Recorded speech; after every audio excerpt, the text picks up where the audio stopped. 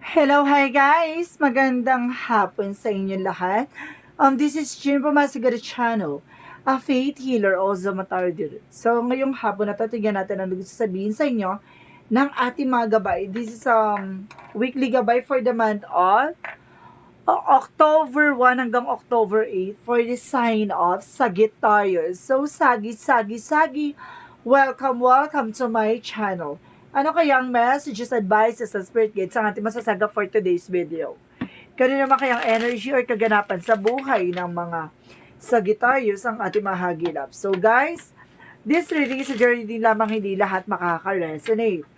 Kunin lamang po makaka-relate sa inyo and comment down below kung kanino energy ang ating nasagap. And of course, don't forget to like and subscribe my channel and hit notification bell for more videos update. And of course, maraming salamat sa walang sawang pagsuporta sa aking channel. And of course, lalo-lalo na yung mga hindi nag-i-skip ng ads, naway pagpalain kayo. At naway magkaroon kayo ng siksik nag-uumapaw na biyaya. Maraming salamat po sa inyo. Okay, umpisahan na natin. Angel Spirit, please give information for the sign of Sagittarius. Ano ang pinaka-message sa iyo ng ating Angel Spirit? Ang magpapakita at magpapabulabog sa inyo, diba? And of course, there's a Seven of Swords. There's a sneakiness, no? And of course, there's a cheating and lying, no? And of course, there's a Knight of Coin. Ibig sabihin dito with the Knight of Pentacle, kumbaga maging practical ka about sa finances. Mukhang may balak kang budulin or balak kang i-scam nitong tao na to, no? Maging maingat. Okay, baka may kumukuha na information sa'yo. And of course, there's a Six of Cups. There's a past person coming back. Or there's a union or reconciliation. Na meron ditong eksena na kumbaga may or it's an ex or it's a friend or it's a relative. Because there's an emperor, be mature enough pagdating sa pagdidesisyon, no? Kumbaga pag bumalik yung ex na to, kung hanggang saan yung pinanguhugutan mo tungkol sa kanya, 'di ba?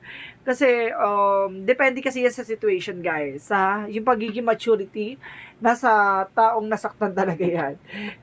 Pero minsan kasi nagiging marupok talaga, 'di ba? Hindi maiiwasan maging marupok. And of course, there's a palace of wands. There's a lot of obligation, responsibilities, or burden, no? Marami kang pinagdaanan dito, ang sakripisyo. At paghihirap. So, what is the palace of wands? There's a 10 of coin or 10 of pentacles.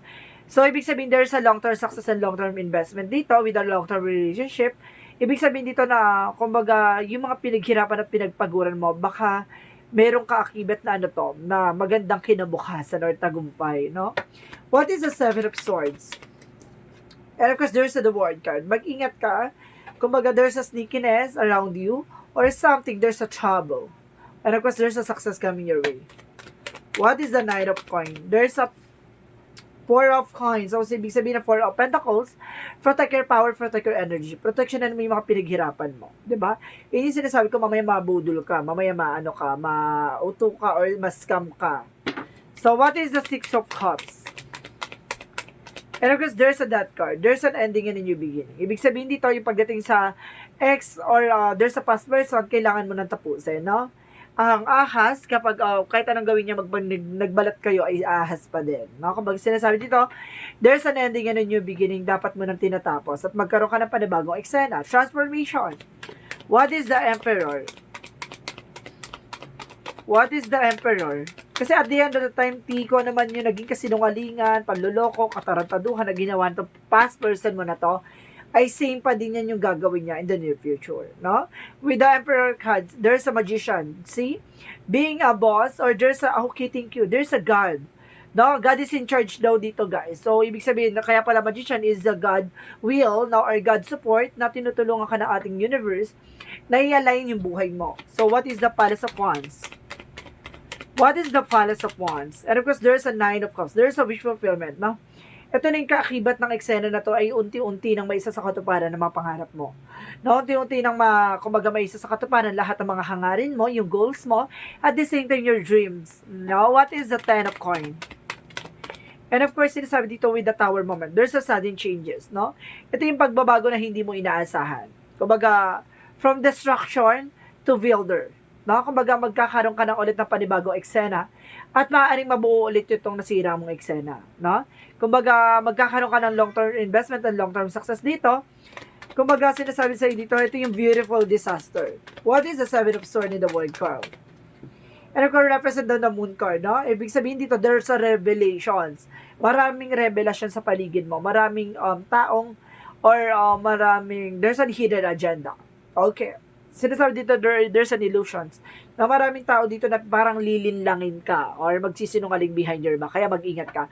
Some of you, pag-travel, mag-ingat ka na sa pag-travel dito. Baka lakas ng energy dito na may information regarding sa travel. Baka ma-scam ka, baka ito yung yung gusto mo magtrabaho sa ibang bansa, tapos, kumaga, sinasabi sa'yo dito na mag-ingat ka, magdoble ingat ka, at i-clarify mo, i-klaro mo sa mga agency or kumbaga, sa pamamalakad sa airlines or something, may OWA, gano'n, kung sakali bang maging babasa ka, kailangan mo i-clarify na totoo talagang yung agency mo is legit, diba? Na hindi ka may scam.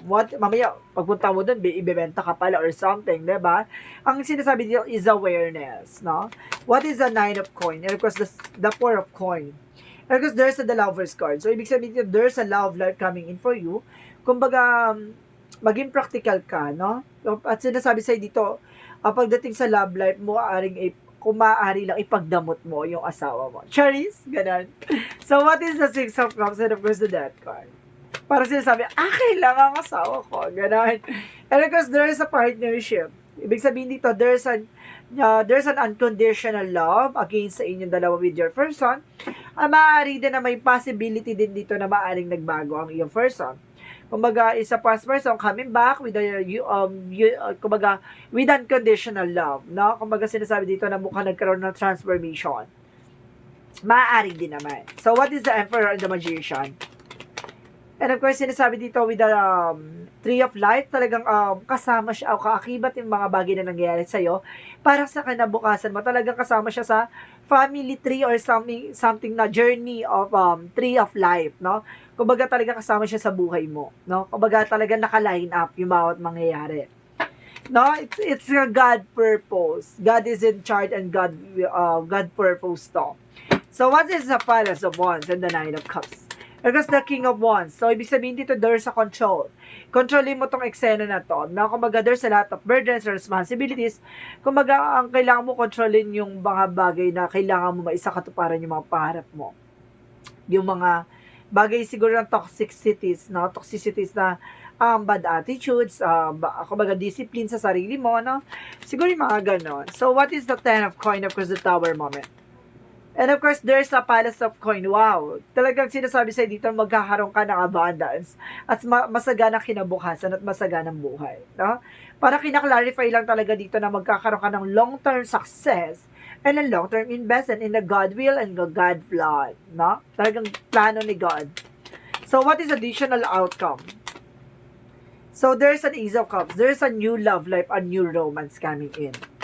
No? And of course, there is a Ten of Cups. Wow. There's a happiness na magiging masaya at magiging malikaya ka dito. At magkakaroon ka ng recovery about sa finances and the Queen of Coin. Kumbaga, there is a mother figure pagdating sa good sense, pagdating sa finances. No? Pagdating sa entrepreneur. Kumbaga, sinasabi sa iyo dito na maging mauta ka na this time. Paghawak ng pera, paghawak ng salapi. Kasi parang naging ka rin siguro dito magastos. Maging maingat lang, ha? At the same time, there's an Eight of Cups. Kailangan mo i-let go yung mga bad habits, bad attitudes regarding pagdating sa paghawak ng finances, no?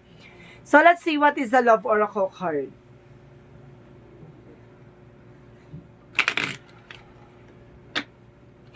What is the Love Oracle card in your spirit guides?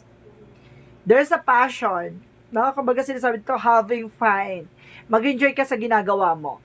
And because there's an ending, bring new beginning. So see, there's a transition. May pagbabago talaga mangyayari dito. There's a growth, changes, and ending with a bring new beginnings. No? Kumbaga may bago simula talaga dito. No, parang may pagtatapos at may pagsisimula ng panibagong chapter. So, what is the Yin and Yang Oracle card?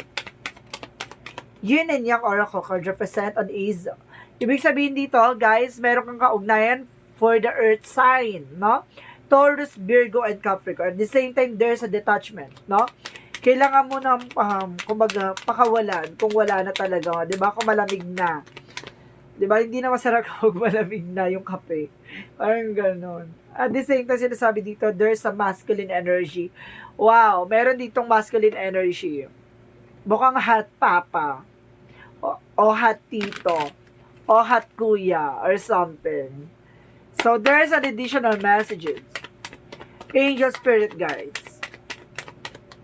And of course, there's a support. No, maaaring sinusuportahan ka ng ating angel spirit and heart desires. No, maaaring sinasabi na sundin mo ang puso mo. Diba? So, what is Archangel Michael messages? What is Archangel Michael messages? Have confidence. Kailangan mo magkaroon ng confidence sa sarili mo. Diba? At the same time, God is in charge. I told you, di ba? Diba? I told you, di ba? Oh my God, nananahimik ko. Talagang si God talaga ay naka-in charge sa'yo. Talagang kinaklarify lang talaga. No? So, what is additional messages? So, there's a guardian. Maaaring may gumagabay talaga sa'yo dito. And of course, there's a goddess insight. No? May mga pasilip, may mga pangitain or something na nagbibigay sa iyo ng information. And of course, there's a guidance and support. No, talagang ginagabayan kayo talaga dito. Maraming gumagabay sa iyo dito, T. No, may gabay dito. Either si God din yan. So, what is there's a support. So, ibig sabihin, you have a fully support, no? And of course, there's a massage. Kailangan mo magpa-massage. Or some of you, baka massage therapist. Additional messages. And of course, there's a children. Some of you, meron ditong, kapag may mga anak na, no? Or may mga tinutulungan mga supling or bata, no? Or what is additional messages? There's a judgment, no? May mga pinagdadaanan tayo kayo, may mga kanya-kanya pinagdadaanan at iba-iba yung mga pinanguhugutan, diba? Pagandahan lang ng pagdala. And of course, there's a doubt, no? Yun lang yung alisin mo, yung pag-aalinlangan mo. Kailangan i-surrender mo kay God, lahat-lahat, at makikita mo lahat ng kasagutan sa lahat ng katanungan mo. So, what is the energy? What is this energy? Angel Spirit Guides. Door to romance. So, may pintuan talaga pagdating sa buhay pag-ibig. So, hindi ka, 'di ba? Parang hindi ka hindi ka tatandang eksena. Parang gano'n. Hindi ka tatanda na wala. Parang kahit na byuda or something, parang magkakaroon pa rin ng love life. And of course, sinasabi dito, there's a 4 chakra Archangel Raphael, no? Kumbaga nandito sa Archangel Raphael para tulungan ka, no? Pagalingan ng sugat ng nakaraan. So, what is the Montology? What is the Montology? Angel Spirit Guides. Emotional running high. So, ibig sabihin dito, mukhang tataas yung emotions. So, there's a tears of joy. Magkakaroon ka ng tears of joy dito, P. No? Parang feeling ko para magiging masaya ka dito. And of course, confident is your key to success at magtatagumpay ka. No? At sinasabi sa'yo dito, kailangan mo lang magkaroon ng confident. Parang ang daming clarification na sinasabi, there's a confident, and of course, there's a support, and of course, there's guidance, and of course, there's an insight, at the same time, there's a renewal, no? Magkakaroon ka ng panibagong eksena dito. Yung parang bubuhayin ulit yung eksena mo. And of course, there's an acceptance. May mga bagay na kailangan mo lang tanggapin. And of course, there's a balance. Kailangan mo maging balance sa spiritual and practicality. So, what is Romance Angels?